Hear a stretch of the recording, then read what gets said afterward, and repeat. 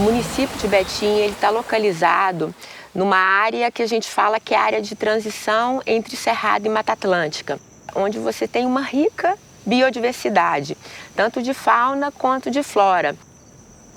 Betim tem espécies endêmicas espalhadas aí em parques municipais e principalmente nas áreas rurais da cidade. Os ipês, angico, cedro, sucupira, jequitibá.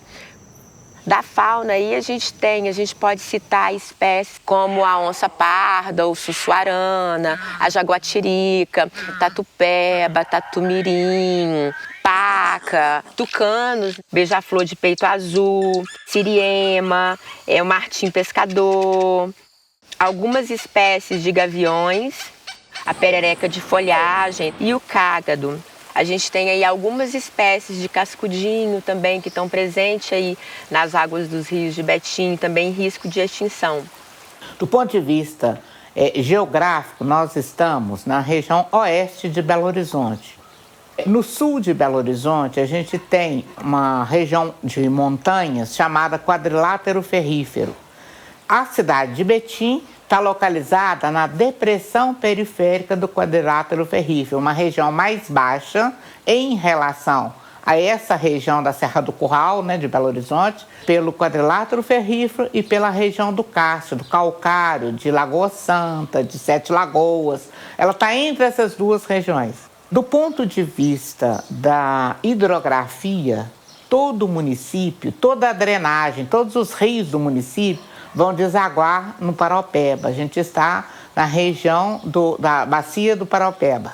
Os principais rios de Betim. Tem duas nascentes principais. Uma que é em Biruçu, que é o Riacho das Areias, é a outra do Rio Betim propriamente dito, que vem de Contagem, os dois se encontram no centro de Betim. É a Praça do Encontro. O rio Paraopeba faz parte da bacia do São Francisco, então a gente está nessa grande unidade fluvial do Brasil. A região de Várzea das Flores, ela é uma das 4 represas que abastecem a região metropolitana. Ela deve ter uma capacidade de abastecer em torno de 700 mil habitantes a região metropolitana. Betim é um encontro de povos. Nossa região era uma região dos povos indígenas Tupi-Guarani. Esses primeiros povos viveram aqui em Betim, em toda a região da América do Sul, de 11 mil anos atrás até o ano de 1600, aproximadamente, depois de Cristo nascer. Por volta de 1600, estavam chegando aqui os portugueses, especialmente os seus descendentes paulistas, que nós chamamos de bandeirantes. Havia sido descoberto nas minas ouro e pedras preciosas e até mesmo prata. A rainha de Portugal, Dona Maria I, pagava pessoas, aventureiros, que procurassem o ouro, então, nas montanhas de Minas Gerais. Um dos primeiros lugares onde foi encontrado o ouro mesmo foi Sabará, e Sabará acabou se tornando sede de um amplo território. Eles começaram a procurar ouro e outras riquezas minerais em todo o interior. Foram encontrados metais preciosos em Mateus Leme e também Pitangui. O lugar onde hoje está Betim ficava no caminho de Sabará para Mateus Leme e Pitangui. Após a Guerra dos Emboabas, a coroa portuguesa resolve apaziguar os ânimos através de uma estratégia de distribuição de terras, que são as sesmarias do século XVIII. E uma dessas sesmarias é a de José Rodrigues Betim, em 14 de setembro de 1711, que é hoje o território de Betim. Outros portugueses começaram a pedir sesmarias na região. Às margens do rio Paraopeba, no lugar que a gente hoje conhece como Bandeirinhas, aqui ao sul de Betim, formou-se a chamada Bandeirinha do Paraopeba. Era um aglomerado de criadores, lavradores, pessoas que produziam alimentos para abastecer as vilas mineradoras. Então lá é que realmente se formou o primeiro povoado no território municipal. E em 1750 ela já era um povoado importante. Bandeirinhas, entretanto, continua lá, hoje é uma potência industrial e tem a festa de Santa Cruz mais antiga de Betim. Eu tenho a minha casa que eu nasci em Bandeirinha. Os viajantes, né, quando eles vieram para aqui, então eles procuravam rios. Então, quando eles andaram lá, então chegaram, né, entre esse córrego de Sazeda e Bandeirinha e puseram lá uma bandeira. Hoje é um cruzeiro, o Cruzeiro da Bandeirinha. E de lá avistaram. Então, aqui, esse alto aqui, falou assim, oh, que maravilha. E nós vinha lá da Bandeirinha assim até, ué. Passava nos córregos, atravessava nas enchentes, vinha para a festa da meia-noite aqui, né, do cinema. Bem depois é que apareceu estrada, caminhão, né? Os portugueses eram católicos e não havia igreja por perto. A igreja mais próxima era do Curral del Rei, Belo Horizonte. Então, os mais poderosos do Bandeirinhas, como Bandeirinhas já era um local importante em 1750, pediram autorização para a Igreja Católica para construir uma capela.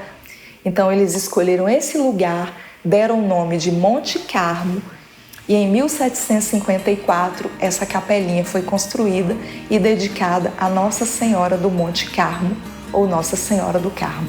Essa capela passou a ser conhecida por todos os portugueses da região como a Capela Nova do Betim. E esse nome permaneceu de 1754 até 1938, nós nos chamávamos Capela Nova do Betim.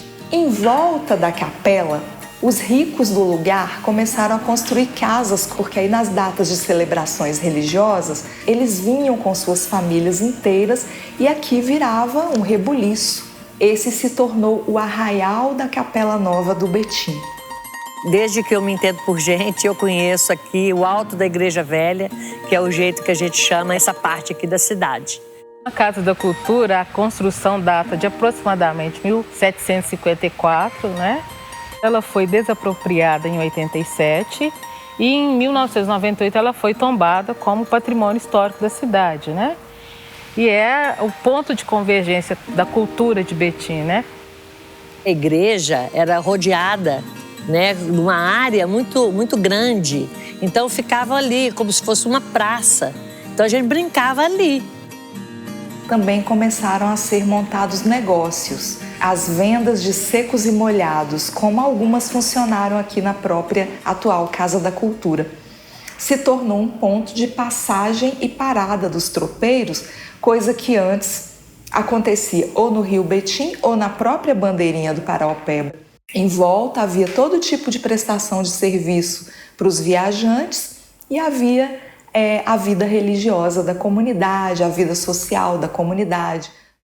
Então, a rainha Dona Maria I entendeu que era necessário, nesse lugar, um lugar mais urbano, ter um homem de sua confiança, porque as minas eram locais de grandes rebeliões.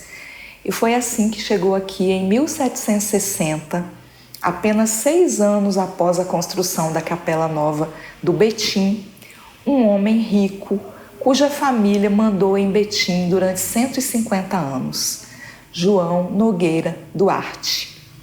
Ele fundou a fazenda Serra Negra. Ela tinha centenas de escravos. E a fazenda Serra Negra foi provavelmente a mais importante de Betim até pelo menos 1910.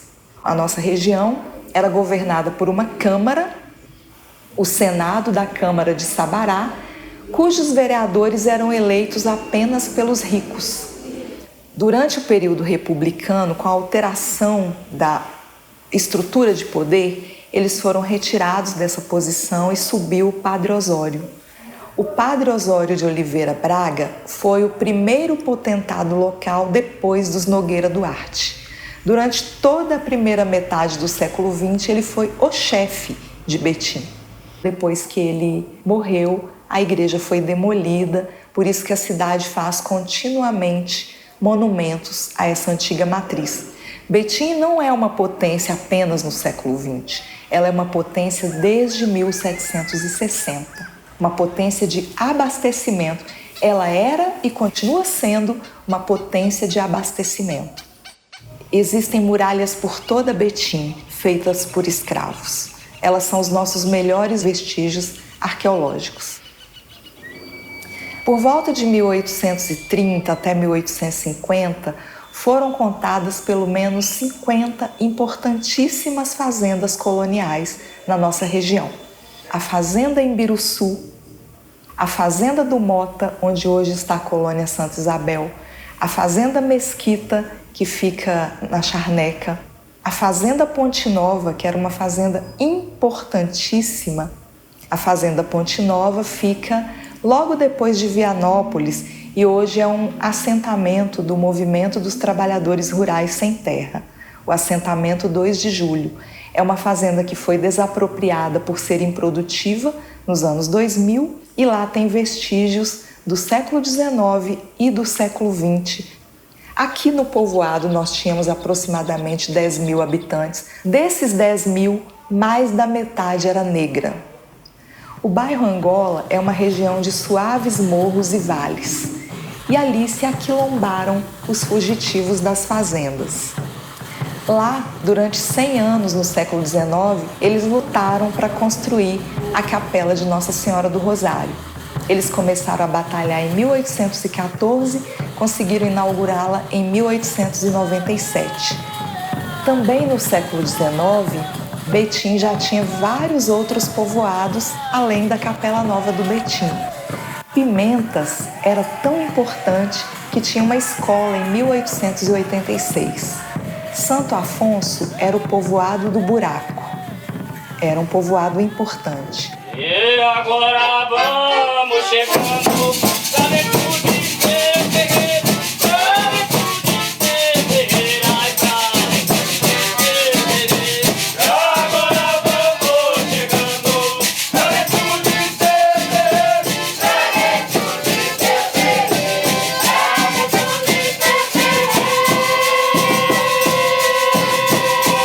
Abre a sua porta, abre a sua portaria, abre a sua portaria, abre a sua portaria.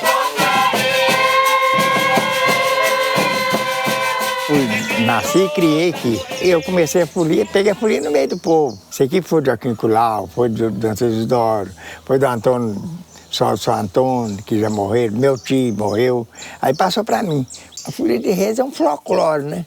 É um folclore do Menino Jesus. Porque o Menino Jesus nasceu, quem salvou a vida dele foi os reis.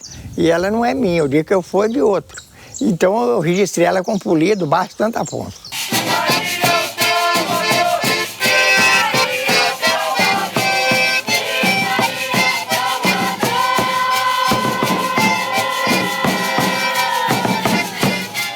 Nós somos registrados, nós somos tombados, tem todos os documentos, nós tem diploma. Não podia mulher, não podia cantar, não podia pôr criança para tocar. Se não acompanha, hoje não tinha folia, não. Eu conheço muitas folias que acabou, o mundo vai e esse ficou. Não, a nossa não, nós fomos, mas acompanhamos o que acompanha, o que hoje surgiu, eu já falo sempre com eles. Surgiu uma coisa que precisa mudar, vamos mudar.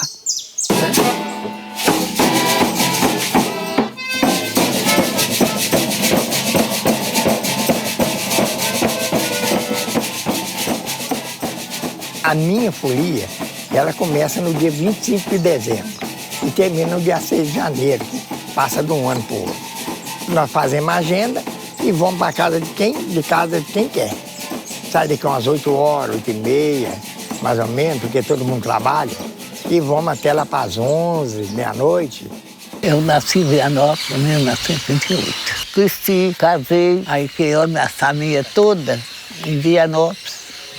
Nessa época, o subúrbio era tocado a lenha, dava fumaça. Você ficasse na janela assim, você tomava até 5 no olho. E de jardineira, que ia para Esmeralda, ia para Belo Horizonte. Para ir para o oeste de Minas, tinha que passar por aqui. Então, dentro de Vianópolis aqui, tinha um tráfego muito grande. Eu lembro que em Vianópolis tinha a barreira dos guardas. Então, tinha a estrada que ia para Esmeraldas, que era de terra, a outra que ia para Pará de Minas, que ela vem desde a Praça 7, é a antiga Avenida Amazonas, e passava tudo aqui dentro. E com aquele movimento muito grande que aqui tinha, então aqui era digamos assim, um núcleo.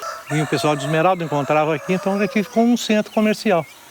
E depois, com Com a construção da 262, deslocou esse trânsito e aqui ficou acontecendo como uma zona rural. O jornalista Arlindo Corrêa da Silva, no início dos anos 60, ele teve a ideia de trazer o trabalho dele para a cidade de Betim. Então ele recebeu de doação de alguns amigos lotes na região de Santo Afonso, que é um bairro já em área rural da cidade. E então foi ele que começou a construção do primeiro prédio. Em 1960, em 1962, esse primeiro prédio já estava funcionando plenamente. Ele achou que daria certo e deu. O nosso projeto de autossustentabilidade é referência no país. Nós somos considerados uma das 100 melhores ONGs do mundo. Fazer parte da história de Betim é um grande orgulho para o Instituto Amacrisa.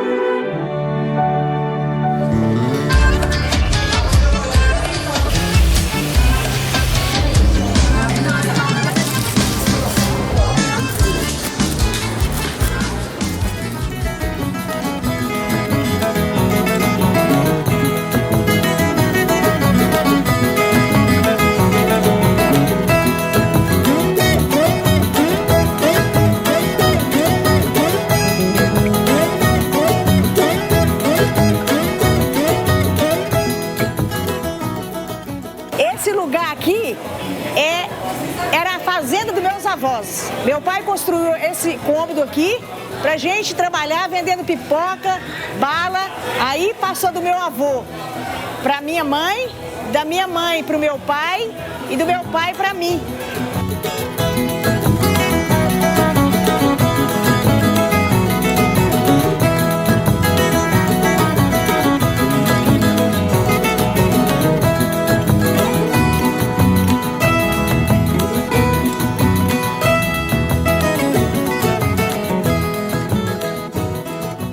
Pela cidade toda existiam curtumes, olarias. As olarias na beira do rio Betim e no Riacho das Areias produziam tijolos, telhas. Era uma cidade com uma produção para exportação, para abastecimento de outros lugares muito importante. Com a passagem do trem, Betim se tornou maior do que a sede do município, que nesse momento já não era mais Sabará, era Santa Quitéria, hoje Esmeraldas.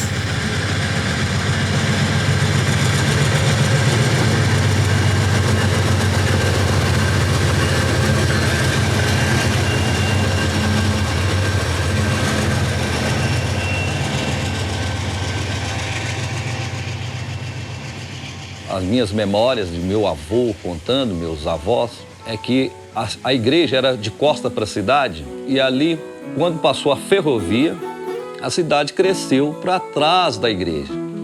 E aí começou a história do Point em Betim, na rua Doutor Gravatar, que Antônio Gravatar foi que construiu a primeira usina hidrelétrica para quê?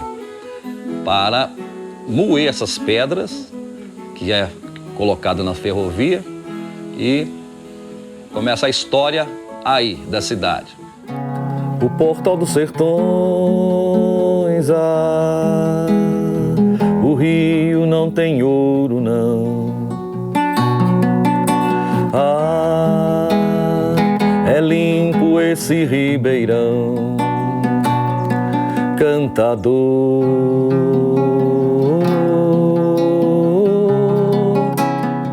Nós estamos no século XX, um novo desenvolvimento, né? Com a estação férrea, com a usina hidrelétrica, o encanamento de água em Betim, que até então era feito em bicas. Nós temos 2 monumentos às bicas, a Biquinha e a Bica da Cacimba. Na praça também tem uma caixa d'água, a primeira caixa d'água aqui do centro de Betim. Com a passagem do trem em Betim, Betim cresceu em população, urbanizou-se. Nesse momento, Betim também fez a primeira usina hidrelétrica que exportava energia elétrica. A pedreira produzia pedras em tão grande quantidade e tão boas que o pirulito da Praça 7 foi construído ao final do século XIX e início do século XX com pedra da pedreira de Betim. A sede principal da construção todinha dessa ferrovia era aqui em Betim. E depois, da construção da 381, também aqui em Betim.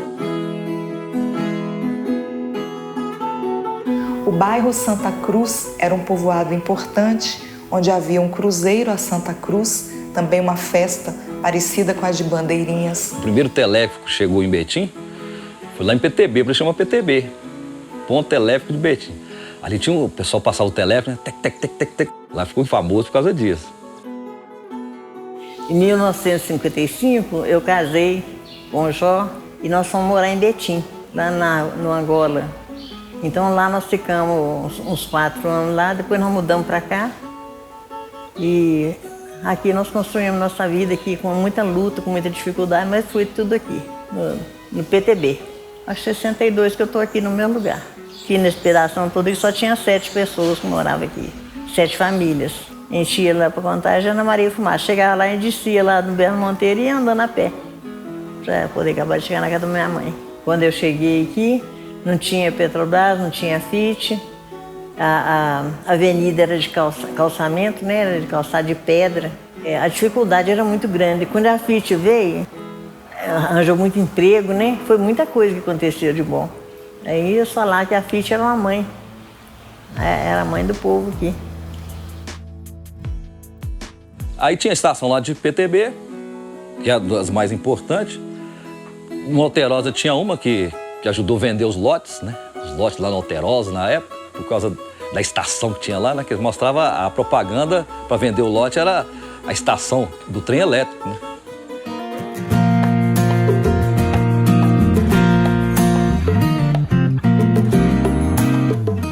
Também aconteceu um outro boom populacional importantíssimo, que foi a desapropriação da fazenda do Mota pelo governo do estado para construir a colônia Santa Isabel.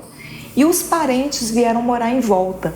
O objetivo da colônia é único: cuidar das pessoas acometidas pela hanseníase. 20 de dezembro de 56 eu cheguei na colônia. De Monhuaçu até chegar na colônia, a gente gastou 3 dias. Teve que vir de Maria Fumaça. Colônia era pequena, mas era muito especial. O tratamento era muito bom.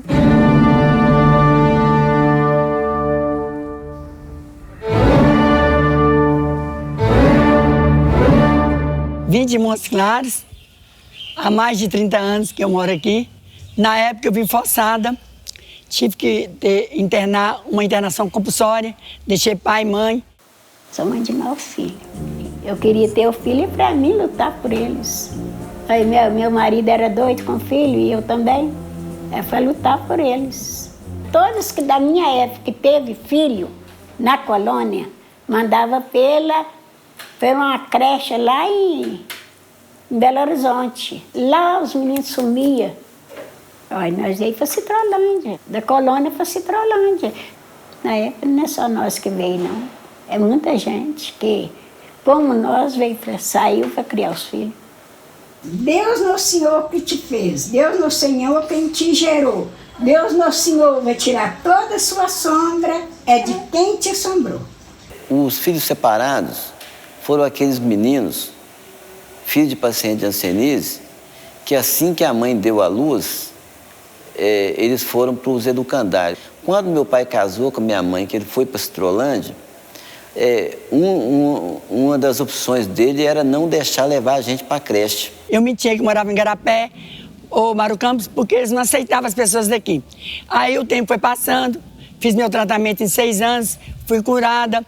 Depois que eu passei a participar do Mohan, que tem 43 anos o Mohan, aí eu me aceitei mais. Aí eu conto a história da hanseníase, eu divulgo a hanseníase, eu me assumi mais Eva.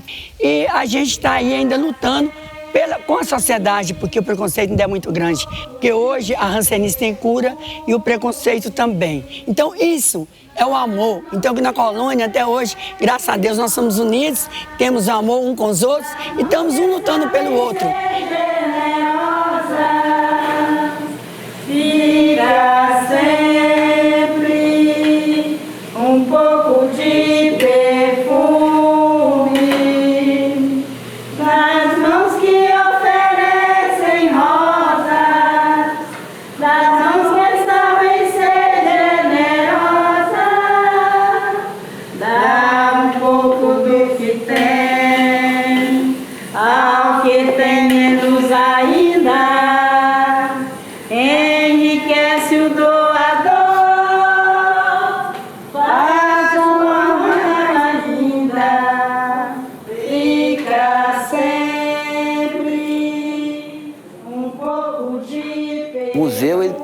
referência para pessoas que vêm visitar a colônia e um cartão postal.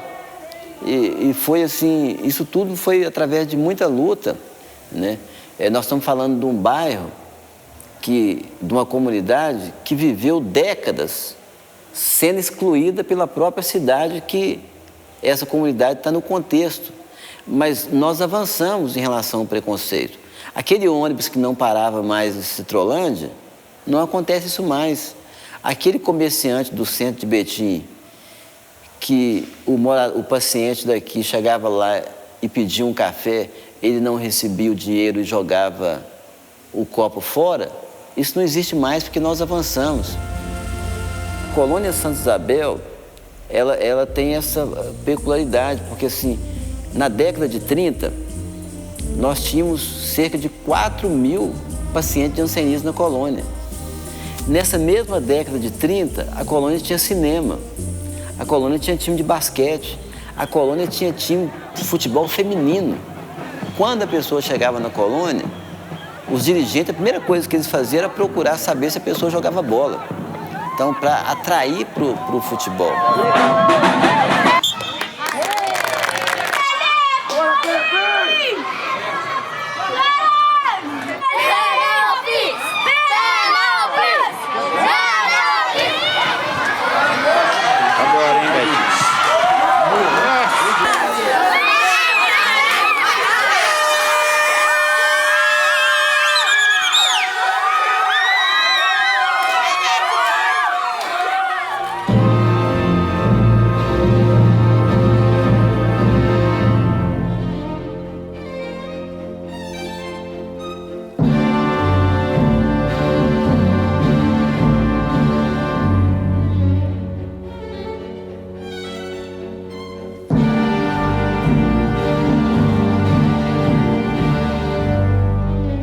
Então eu adoro a colônia. A colônia para mim, como se diz, foi o que me acolheu, né?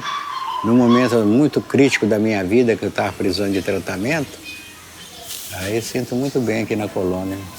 Antes de dormir, meu terreiro assim, eu olhei para o céu, falei, como é maravilhoso o céu, é uma obra de Deus, só Deus para fazer isso aí. Aí quando foi no outro dia, me deu vontade de fazer uma imagem. Mas como? Fazer como? Se eu não tinha conhecimento, não tinha estudo, não tinha nada. Tem o colega aqui, o bichinho. O bichinho. Cheguei na casa do bichinho e falei, seu bichinho, eu estava precisando de um pedaço de barro aí para me fazer uma imagem. Falou, Neizinho, eu te ensino a fazer. Eu falei, não precisa me ensinar não, eu já sei. Ué, quem já sabe, Neizinho? Pelo que eu te conheço, você não estudou, tem que estudar para saber isso aí. Eu falei, não, mas eu faço. Aí cheguei, comecei a modelar aquela imagem, mostrei e falou, realmente você conseguiu. Aqui é um lugar de construção. Foi construído assim, com muito amor, né?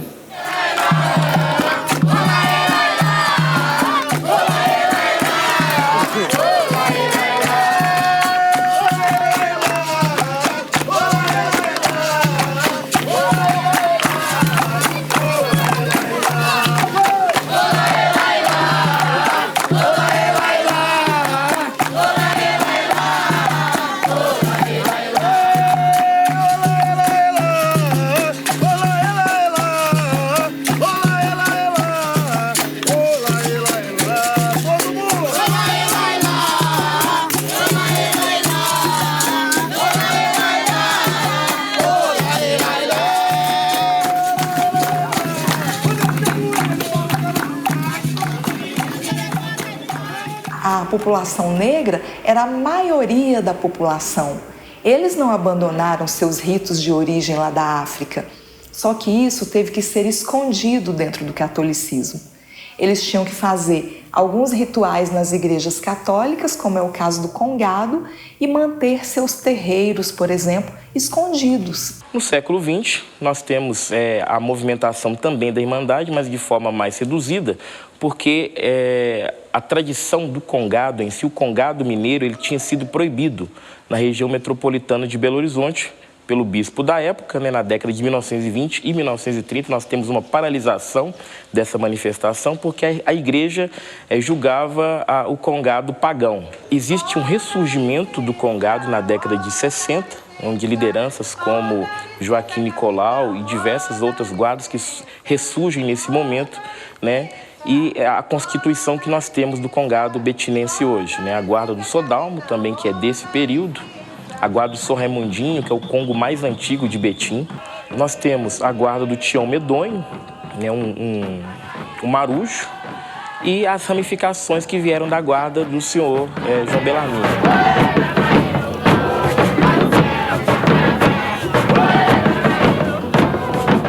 Nós temos uma formação de outras guardas a partir do Congo do João Bellarmino, do Congo do Sor Raimundinho. Né? Nós temos hoje 2 irmandades na cidade. A Irmandade de Nossa Senhora do Rosário, São Benedito, Santa Efigênia e Nossa Senhora Aparecida, que é a Irmandade Velha de Betim. E nós temos a Irmandade de Nossa Senhora do Rosário da Colônia Santa Isabel. Ela tem seu início em 2010, com a primeira missa conga, realizada na paróquia. E a partir daí acendeu um sentimento tradicional nas famílias congadeiras, principalmente na minha, né, que meu pai ele era congadeiro em Uberlândia, ele foi moçambiqueiro lá, e da minha mãe, né, que se conheceram na colônia por causa do isolamento. Eu, como rainha conga, sou assim, sou tipo mesmo uma mãezona para todos eles.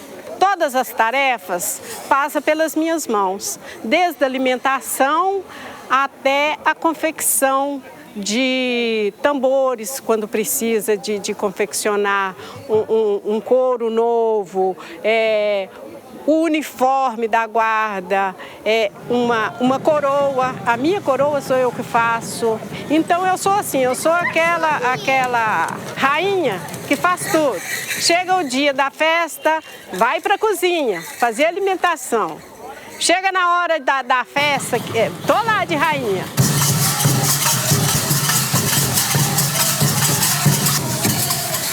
Ô Senhor Rei, vamos pra esse mundo afora, vamos fazer cortesia para nós ir embora.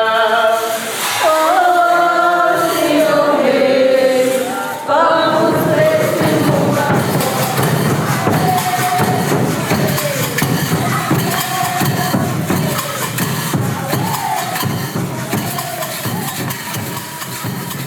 A religiosidade oficial era católica. Isso só muda de verdade aqui na região de Betim no século XX. E a colônia Santa Isabel é uma espécie de precursora da liberdade religiosa. O espiritismo emergiu na colônia Santa Isabel. O primeiro centro aqui foi Centro Espírita Campos Vergal. Porque quando eu cheguei para aqui, está acabando o Centro Espírita. Foi em 1930 que eu cheguei aqui. Conheci o espiritismo aqui. Fui trabalhar com o Sr. João Pipoca. Trabalhei na farmácia muitos anos. O Centro Espírita foi um baluarte. E vou te falar para você. Gosto daqui, que é minha terra. Gosto muito daqui.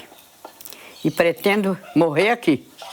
Por volta de 1920 até 1940, quando acontece a urbanização, começam a aparecer as primeiras igrejas protestantes. Até então elas não eram chamadas de evangélicas. Igreja Batista, Igreja Metodista, Igreja Assembleia de Deus, Igreja Presbiteriana, todas essas aparecem em Betim. Quando chega os anos 1940, 1950, acontece uma nova inflexão, que é o surgimento das primeiras indústrias. Nós vamos colocar a cerâmica Safrã e a cerâmica Minas Gerais.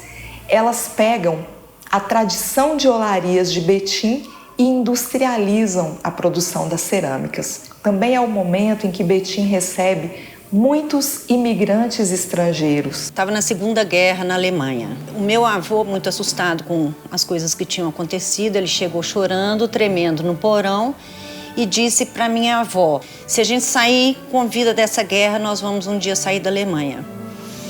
Ele já estava com 52 anos e foi em 52 que eles conseguiram vir para o Brasil. Ele tinha 6 filhos e precisava recomeçar. Em 54, meu avô, Otto Wilhelm Franz Safran, ele conseguiu comprar um terreno em Betim, um terreno que foi construído a Safran, hoje é a prefeitura. Mas na primeira chuva que teve uma enchente no Rio Betim e alagou tudo e ele perdeu o que ele começou. Nos anos 70, a Safran prosperou, chegou um dia a 1.200 funcionários. A comunidade alemã era muito pequena na época, tinham em Contagem e tudo. E aí meu pai e minha mãe se conheceram nessa pequena comunidade que tinham, porque falavam alemão, eles ainda tinham aquelas raízes. Por volta de 1950, então, começam a ser planejada a rodovia Fernão Dias, aí é planejada a instalação da refinaria Gabriel Passos. É um momento, então, de grande chegada de imigrantes novamente.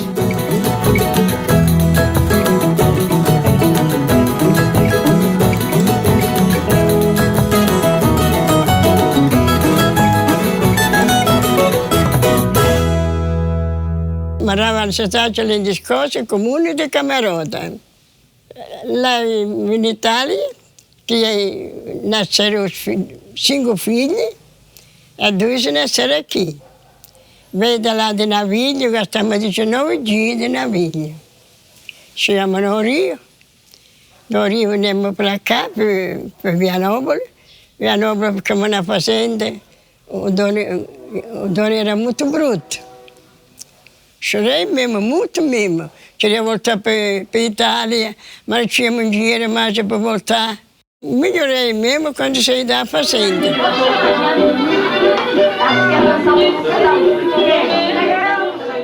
Estudo na Itália, nessa época, 1954, também era muito difícil. Então, eles vieram nessa esperança que os filhos iriam estudar e iam ter condições de vida melhor. Eu me lembro bem das estradas, de Betim na época, porque quase todas eram de chão batido. Era cisterna, tinha que tirar água na cisterna para lavar roupa. E muitas das vezes a gente lavava as roupas, colocava na bacia e ia lavar no Rio Betim. Quando nós escutamos a notícia da chegada da Fiat em Betim, foi uma euforia na família. Parecia que um pedaço da Itália estava vindo para Betim. Foi com a vinda da Fiat que a nossa família teve mais contatos com italianos.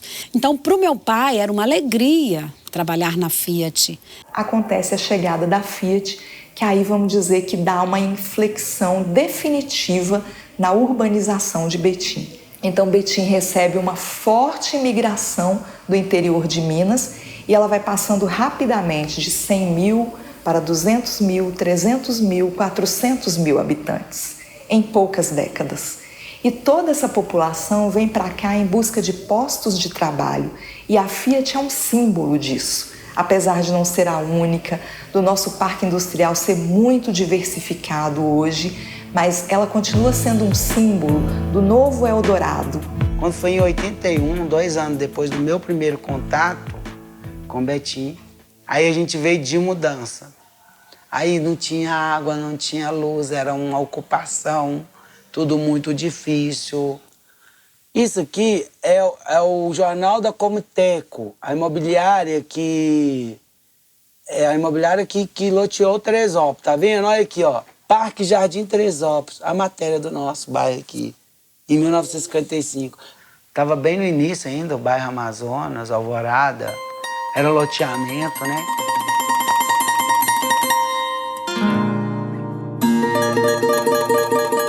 O conjunto São Caetano, tanto a parte de baixo, que é de casa, como a de cima, que é de prédio, foi feito naquele antigo BNH destinado a trabalhadores da Fiat, nos anos 80.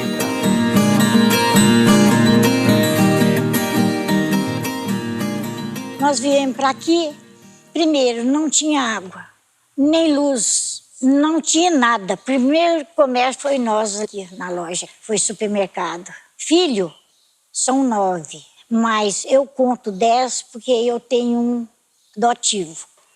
Tem uma praça ali embaixo, então quando fez aquela praça, o meu marido, graças a Deus, ele era tão querido aqui que falasse, vamos lá no supermercado São Clemente, todo mundo sabia quem é que era. Falei assim, ah não, ele é gente boa demais, vai à praça lá, é assim, é uma homenagem ao Clemente Pereira Rosado. Eu gosto de tudo aqui. Acho aqui incrível. A gente sai aqui na rua, sabe? Todo mundo conhece a gente, graças a Deus. Se perguntar aí na rua, eles falam, a vovó da Fia, todo mundo conhece. Todo mundo sabe quem.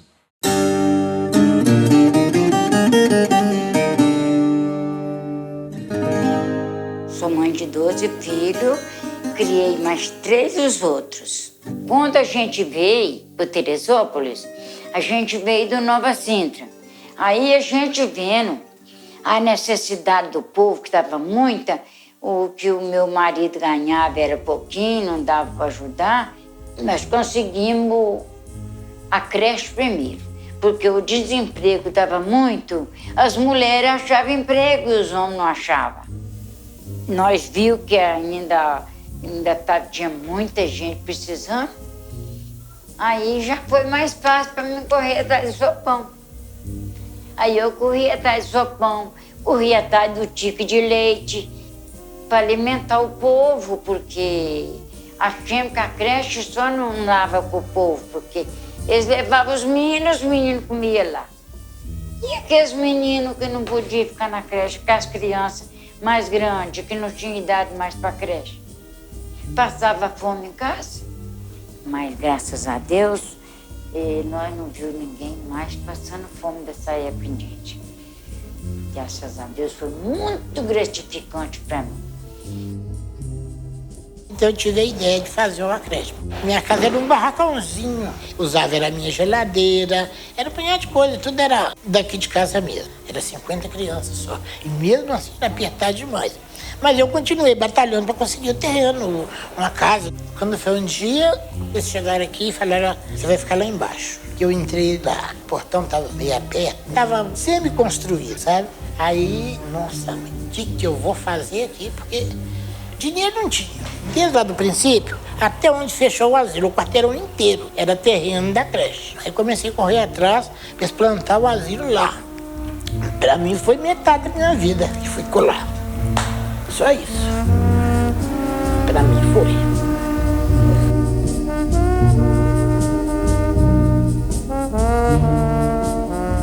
O Instituto Batista Mineiro foi criado em 1939 e desde então vem trabalhando com as famílias em vulnerabilidade social. Essa instituição ela é composta de várias oficinas profissionalizantes e temos também uma creche onde nós atendemos 130 crianças neste momento.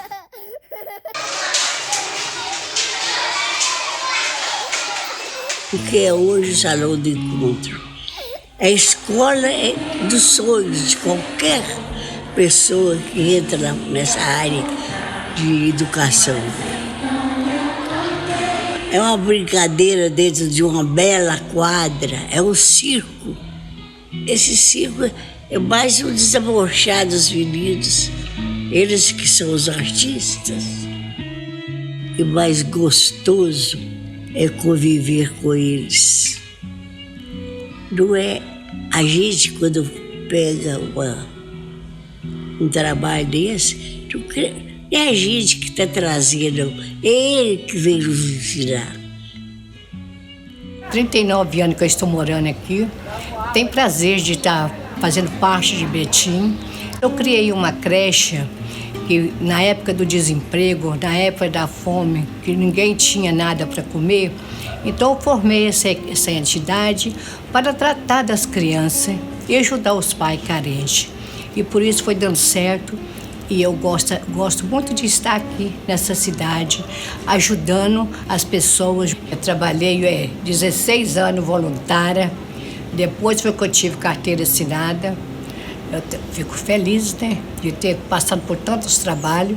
E depois que eu estava em casa, já tinha parado de trabalhar, a gente juntou, eu mais minha filha, fizemos um longo. Então a gente fica muito feliz dessa história, sabe?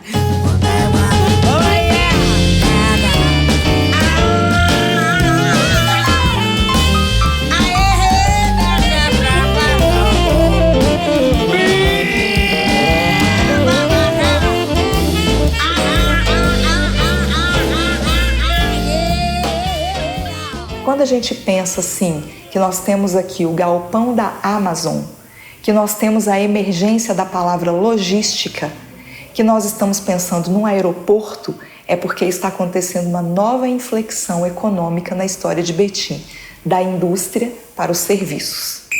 Não tem como você falar do futebol sem citar industrial Veracruz, 7 de Setembro e o Minas, da colônia Santa Isabel. Tem outros times que são mais antigos, igual o Santo Afonso, aqui da região de Vianópolis, é um dos mais antigos. O futebol é o seguinte, ele se democratizou e teve um apelo comunitário muito grande, e isso fez com que para cada região de Betim e cada bairro tivesse um representante.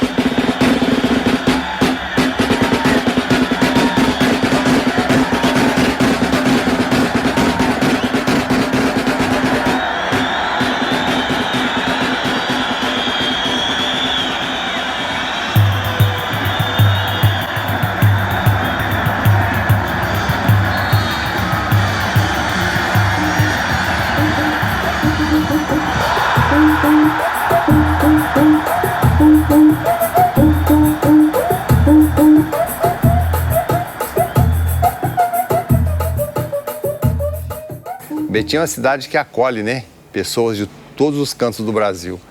Mas todos eles vêm em busca de trabalho, estudo, né? E eu vim de uma forma diferente, eu vim em busca de um amor. Eu vim atrás de um amor.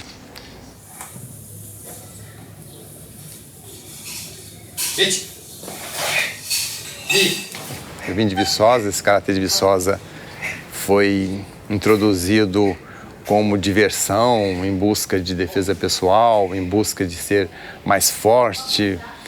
E chegando aqui, eu fui buscar conhecimentos em Belo Horizonte, nas academias de Belo Horizonte. Daí tivemos a ideia de introduzir esse karatê aqui, montar uma academia aqui.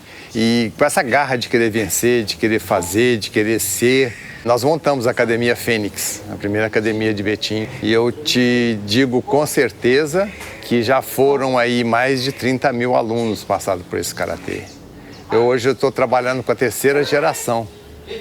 Nós já conquistamos muitos títulos. Eu hoje tenho filhos que são campeões brasileiros, tenho neta campeã sul-americana, campeões mineiros, né? Então é um karatê que tem nome. Essa é a minha missão, esse é o meu objetivo. Enquanto houver alguém que queira fazer karatê, eu vou estar estudando, treinando para poder ensinar.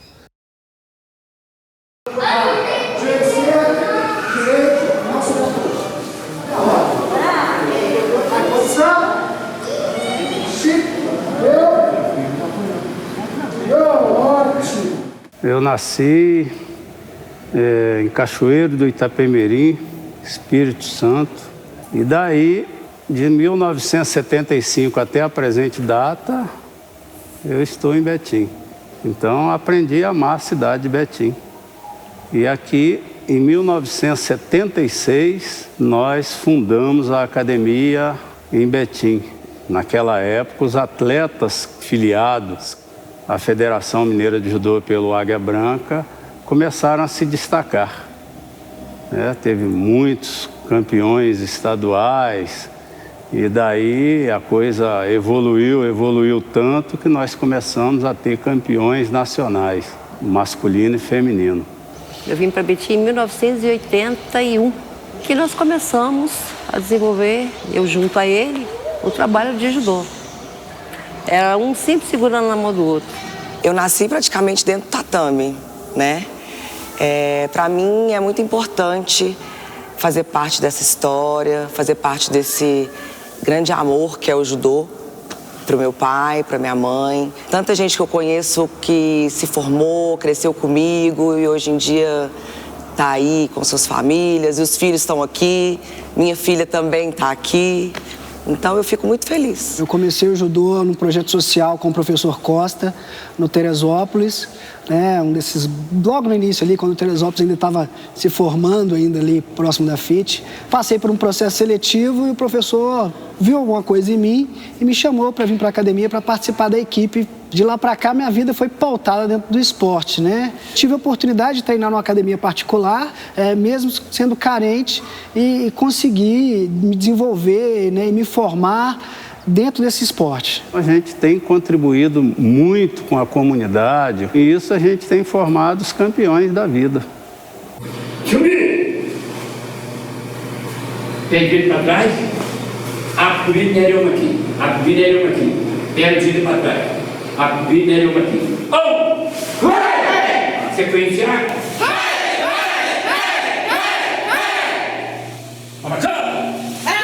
Então, eu nasci em Pocrane, uma cidade do interior de Minas, e vim para cá em 66 e introduzi o taekwondo para a cidade de Betim, no bairro PTB. 2 anos depois, em 83, viemos diretamente para o centro da cidade de Betim. E em 95, conseguimos viajar para o exterior, nos Estados Unidos, onde ali me formei como mestre, aprendendo e trazendo novas instruções, novos conhecimentos para os alunos. E hoje temos atletas de nível nacional e internacional com esses conhecimentos, e é impossível eu saber quantos alunos passaram pelas minhas mãos, quantas faixas pretas eu fiz. Nós trabalhamos muito social, inclusive nós temos algumas bolsas nas nossas academias. Estou há mais de 40 anos dando aula de taekwondo. Eu me sinto muito feliz quando encontro com ex-aluno e nos abraçamos e ele diz: mestre, hoje eu sou formado nisso, naquilo. Sou atleta da Seleção Brasileira de Taekwondo. Iniciei a minha carreira com o mestre Martins, em Betim. Treinei com o mestre até me formar faixa preta, até os 14 anos de idade. Logo em seguida eu fui treinar no SESI Betim, consegui grandes títulos pelo SESI. Entrei para a Seleção Brasileira Júnior, disputei campeonato mundial, fui vice-campeão brasileiro, cheguei a ser campeão brasileiro. E com 18 para 19 eu fui para São Paulo, São Caetano do Sul, que é a equipe onde eu estou hoje, Two Brothers. E é onde eu assumi a liderança do ranking, consegui a vaga olímpica e deslanchei no esporte, onde eu realmente me profissionalizei e conquistei grandes resultados.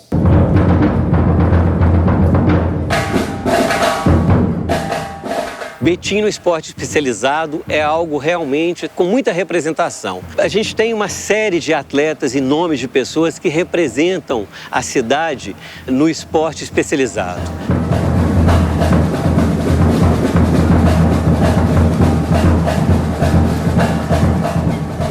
O programa Viva Esporte, ele é ofertado para as pessoas estão aqui, tem pessoas que já estão aqui há quase 30 anos. Eu iniciei no programa Viva Esporte aos 4 anos de idade. Depois, aos 6 anos de idade, eu comecei no bicicross.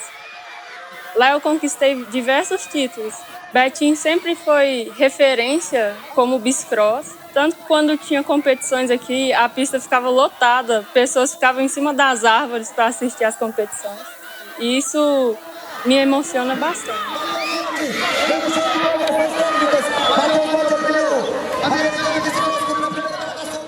E aí, outra passagem muito importante da cidade, que foi, acredito que uma das grandes importâncias da cidade, em 2006, quando nós tivemos a primeira participação na Superliga, né, que foi a entrada do SADA Betim no voleibol brasileiro e que está aí até hoje o SADA Cruzeiro, né, essa equipe que conquistou todos os títulos que se pode ter.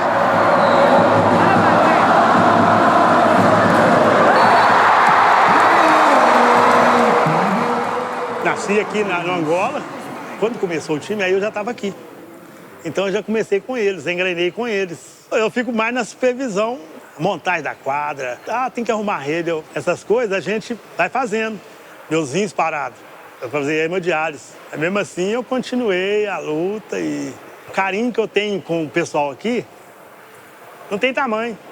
E a consideração que eles têm comigo também, então eles fez aquele amor. Enquanto eu estiver vivo, eu vou dar minha força pro time, eu quero ver a coisa fluir.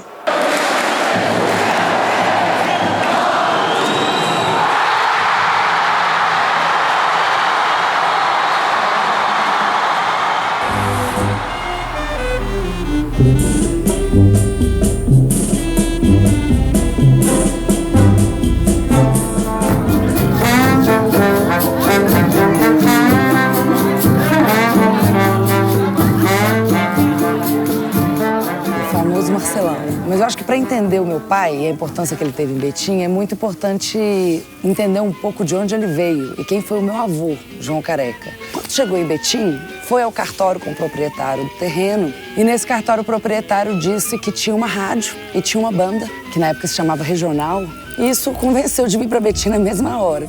Aí, quando meu pai tinha 10 anos e meu tio Marcos, uns 13, que eles começaram a aprender a tocar trombone de vara, meu pai, e trompete, meu tio, 3 anos depois, eles eram adolescentes e já estavam tocando com bons músicos na Corporação Musical Nossa Senhora do Carmo. Meu tio Toninho também aprendeu a tocar.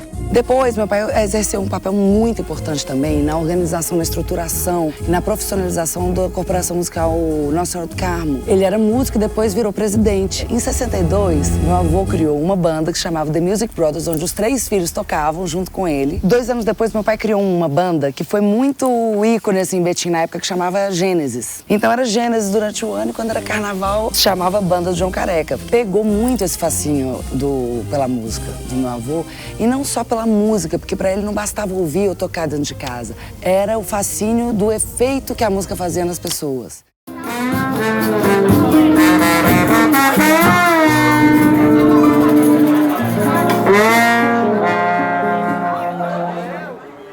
Samba 7 chegou na Avenida Vem Mostrar 12 festas brasileiras para o povo do lugar. Fiz parte das escolas de samba Caravela, Samba 7, Arco-Íris. O Carnaval de Betim, ele teve um momento épico, os anos 88, 89, 90. Ali na Bandeirantes, eu tive a oportunidade de desfilar ali e de ter ali 30 mil pessoas. Era escola de samba, na base de 700, 800 integrantes. E arrepia, arrepia, avante minha bateria.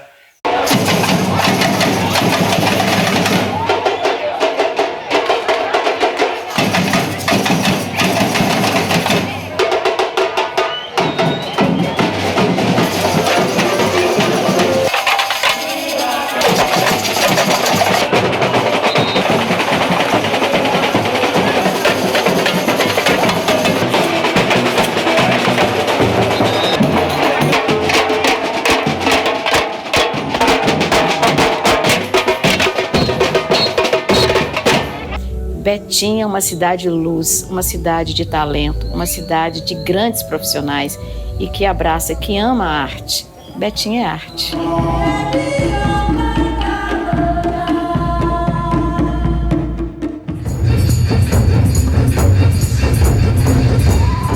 Ai, vai, vai, vai, torna São Gonçalo do Amarante. As artes cênicas em Betim começaram muito provavelmente com as encenações nas igrejas. No final do século XVIII, século XIX, início do século XX, inclusive com o Padre Osório, que promovia muitas dessas. Ao falar de artes cênicas em Betim, nós temos que falar da Colônia Santa Isabel. E na década de 30 já existia o Cine Teatro Glória, que era um equipamento onde aconteciam várias atividades culturais nessa época.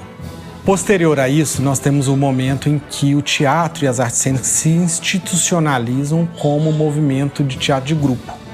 Nesse momento nós temos o nascimento do Lágrimas da Terra, ele se divide entre o Liberarte e o Terra de Minas. Depois disso, nós temos o surgimento de inúmeros grupos na cidade que são frutos das oficinas que existiam na Funarb. Com relação ao cinema, nós temos relatos de que na década de 20 ocorriam exibições ali na região da Estação e da Rua Doutor Gravatá. Posteriormente a isso, nós temos o Cine Marcelino, que funcionou na Praça Tiradentes um bom tempo.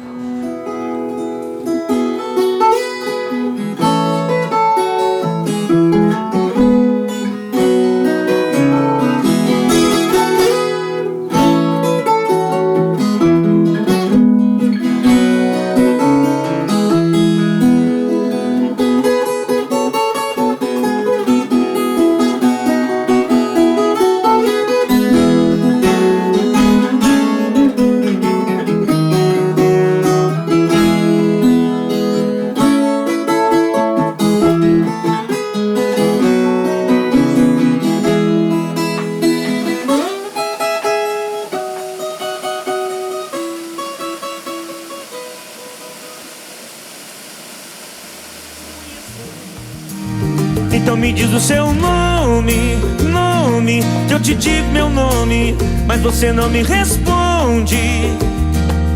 Por que se esconde? Só o tempo irá dizer o que pode acontecer. Yeah,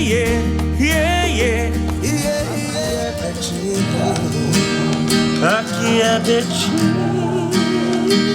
Eu amo Betim.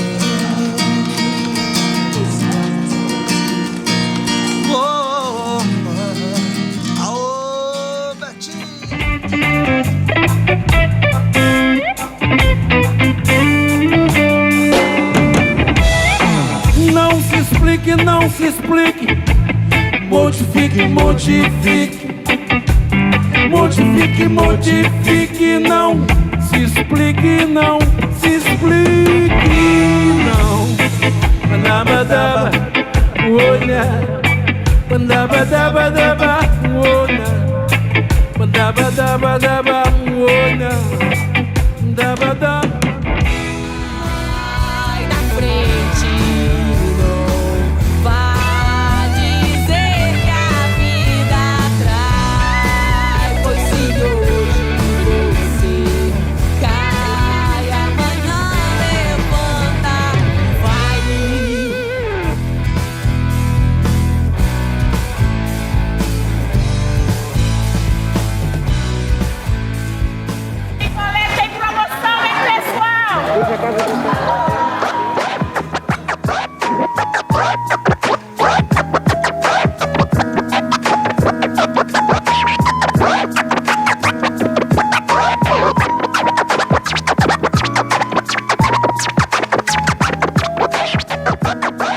O hip hop é muito presente em Betim.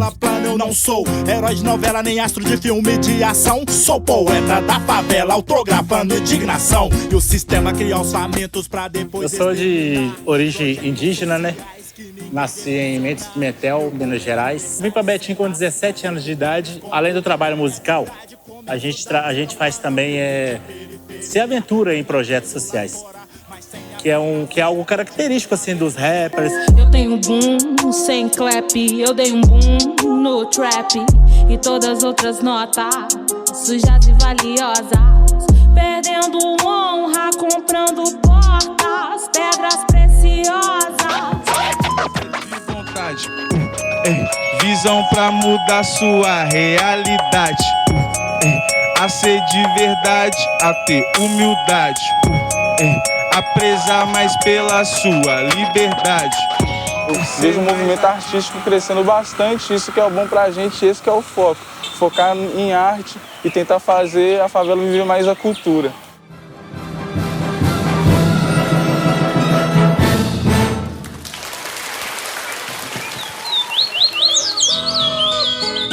Um sonho de liberdade, em cima de uma bicicleta, comprei uma motocicleta da carpintaria, formei a minha loja, para minha família sustentar.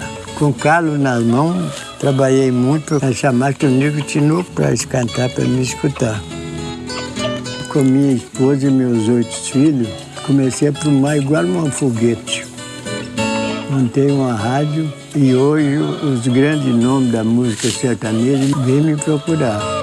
Lafinha. Oi. Eu sempre te considerei muito pai dos meus filhos. Te amo. Sino da caspela, em oração, siga cantando, tarde de verão.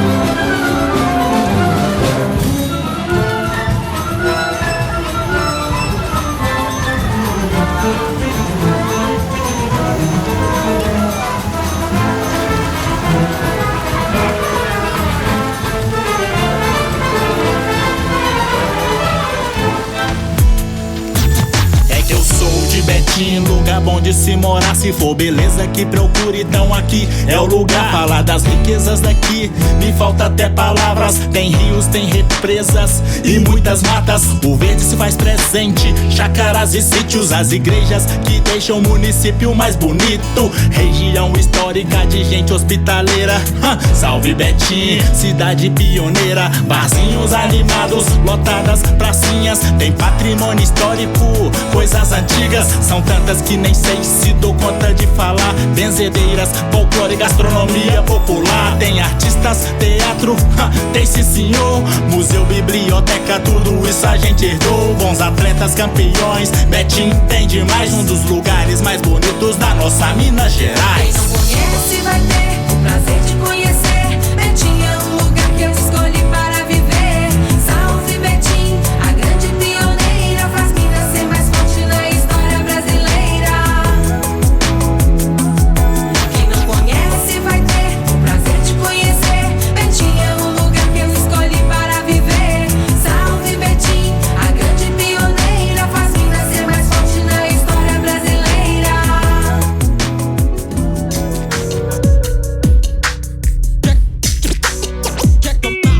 Salve, salve a nossa cidade.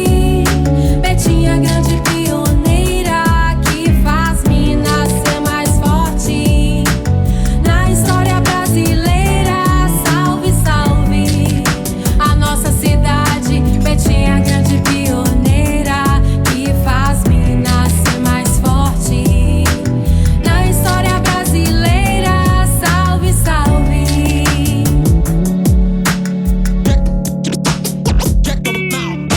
Em clima saudável, ameno, junto ao Ribeirão da Cachoeira. Formou-se então o povoado de gente amiga hospitaleira. No